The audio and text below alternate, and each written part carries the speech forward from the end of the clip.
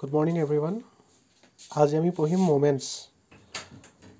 Moments মানে কি হয় ফার্স্ট আমি জানিব লাগিব মোমেন্টস মানে কি হয় সো মোমেন্ট মানে কি হয় এটো মানে এটা ফোর্সে কি টার্নিং ইফেক্ট প্ৰডিউস কৰিব পাৰে হেতুকে কয় moment it is the turning effect produced by a force on the body on which it set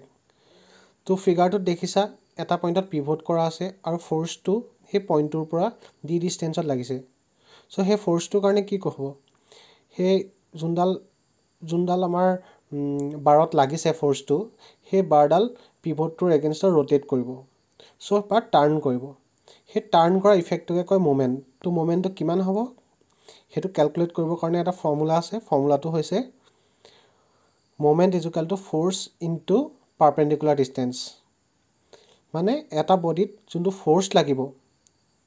আৰু মাল্টিপ্লাই মানে into perpendicular distance between the force and the point around which the body turn to body to যোনটো পইণ্টৰ এগেইনষ্টত turn কৰিব হেতুৰ পৰা ফোৰ্সটোৰ মাজৰ যোনটো perpendicular distance হেতুৱে ফোৰ্সটোক যেতিয়া আমি মাল্টিপ্লাই কৰিম তেতিয়া আমি মোমেন্ট পাম সো ইয়াত দেখিছা মোমেন্ট হৈছে F into D where F is the force acting on the body and D is the perpendicular distance between the point about which moment is required and the line of action of the force. তাৰপাছত আহিলে SI unit তো আমি জানো যে moment মানে force into distance বা force into perpendicular distance ফোৰ্সৰ SI unit Newton আৰু ডিসটেন্সৰ SI unit metre তো মোমেন্টৰ ইউনিট হ'ব নিউটন মিটাৰ SI unit আৰু ইয়াৰ CGS unit হ'ব ডাইন সেন্টিমিটাৰ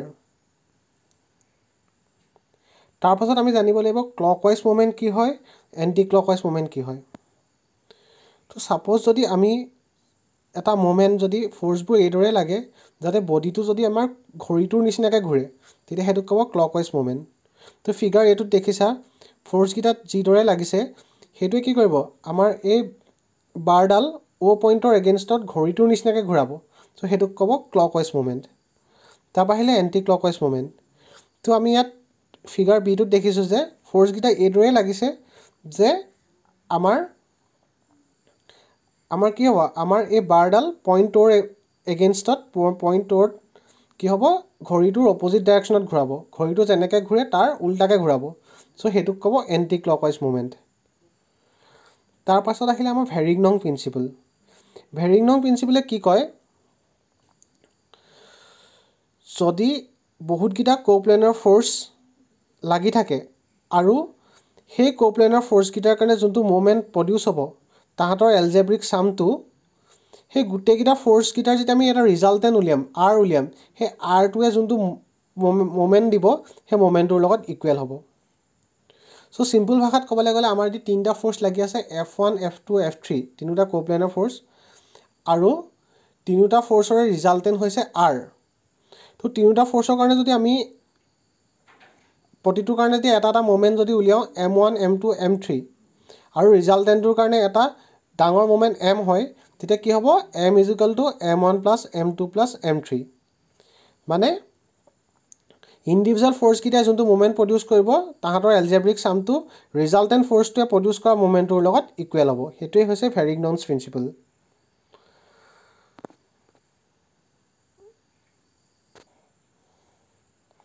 তাৰ পাছত আহিলে আমাৰ এটা প্ৰবলেম তো প্ৰবলেমটোত কি দিছে চোৱা a force of 15 Newton is applied perpendicular to the edge of a door 0.8 meter wide as shown in the figure 3.3 find the moment of the force about the hinge তাৰ পাছত আকৌ কি দিছে if this force is applied at an angle 60 degree to the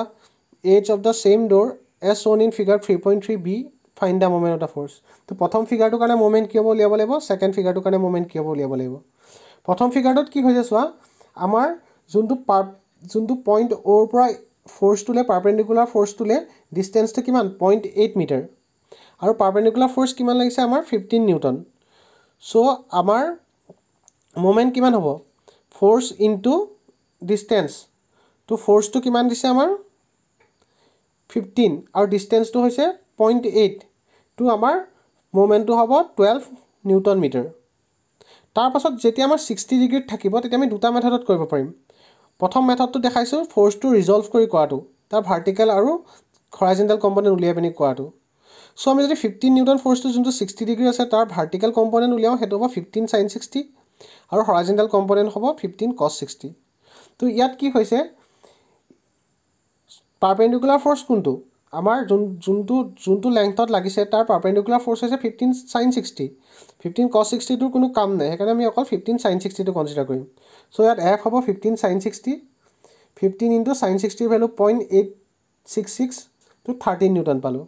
আৰু point ওৰ পৰা হে ফোৰ্সটোৰ ডিসটেন্সটো কিমান হ'ব 0.8 মিটাৰ সো মোমেন্ট হ'ব কিমান ফোৰ্স ইনটু ডিসটেন্স কৰিলে আমি পাম 10.4 নিউটন মিটাৰ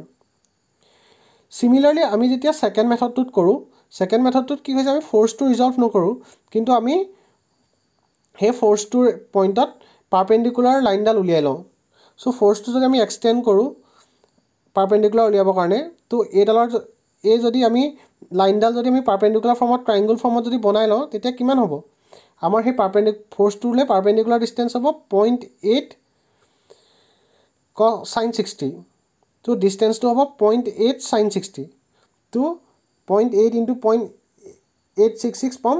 0.693 ডি পাম 0.693 আৰু ফোৰ্সটো কিমান আছে 15 নিউটন এই 15 নিউটন ফোৰ্সটো দেখিছা এই লাইনডালত পাৰপেন্ডিকুলাৰলি লাগিছে তো আমি পাৰপেন্ডিকুলাৰ ডিসটেন্সটো উলিয়াই লম সো মোমেন্ট হ'ব 15 into পাৰপেন্ডিকুলাৰ ডিসটেন্স হ'ব 0.693 তো আমি পাম 10.4 নিউটন সো এভাগে কৰিলো আমি সেম আনসাৰ পাম তোমালোকে যিকোনো এটা মেথড এপ্লাই কৰিব পৰা ফাৰ্স্ট মেথডটো মোৰ মতে বেছি ইজি হয় সো ফাৰ্স্ট মেথডত কৰিবা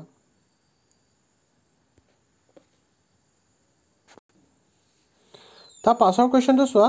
A uniform plank ABC of weight 30 Newton and 2 meter long is supported at the end A. At a point B 1.4 meter from A as shown in figure 3.5. Tatu eta support ase B point at. Find the maximum weight W that can be placed at C so that the plank does not topple. To ki koise je amar arrangement to dia ase. যে point এ পৰা 1 metre 30 Newton তললে লাগিছে যোনটো wait হয় ওয়েটটো আমি mid পইণ্টত লম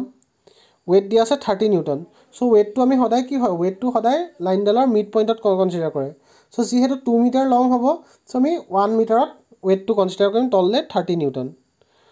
তাৰপিছত কি দিয়া আছে আমাৰ সি পইণ্টত এটা আমাৰ ডব্লিউ ফোৰ্স লাগিছে আৰু বি পৰা সি লে দিয়া আছে 0.6 মিটাৰ তো আমাৰ উলিয়াব লাগে যে আমি কিমান ডব্লিউ এপ্লাই কৰিলে আমাৰ যোনডাল আমাৰ বাৰ আছে হেডাল এ পইণ্টৰ পৰা ডাং খাই না যাব সো এ পইণ্টৰ পৰা ডাং খাই না যাবৰ কাৰণে কন্ডিশন কি হ'ব লাগিব এট ৰিঅ্যাকশন 0 হ'ব লাগিব সো আমি বি পইণ্টৰ এগেইনষ্টত যদি আমি মোমেন্ট উলিয়াও আৰু ইকুৱেট কৰো তেতিয়া আমি ডব্লিউ ভ্যালু পাই যাম তো 30 নিউটন ফোৰ্সৰ কাৰণে বি পইণ্টত আমাৰ মোমেন্ট হ'ব কিমান 30 into 0.4 কাৰণ এডখ 1 মিটাৰ হলে আৰু এ পৰা বি লে 1.4 মিটাৰ হলে এ 30 নিউটনৰ পৰা বি ফোৰ্সটোলে পাৰপেন্ডিকুলাৰ ডিসটেন্স হ'ব 0.4 মিটাৰ সো 30 into 0.4 আৰু ইফালে কি হ'ব w into 0.6 সো w ৰ পৰা বি পইণ্টলে আমাৰ কিমান হ'ব 0.6 মিটাৰ সো w into 0.6 তো এডৰ ইকুৱেট কৰিলে কিমান হ'ব 12 equal to w into 0.6 w is equal to 12 divided by 0.6 মানে 20 নিউটন ফোৰ্স সো আমি আনসাৰটো পাম যে w যদি ম্যাক্সিমাম 20 নিউটন হয় তেতিয়া কি হ'ব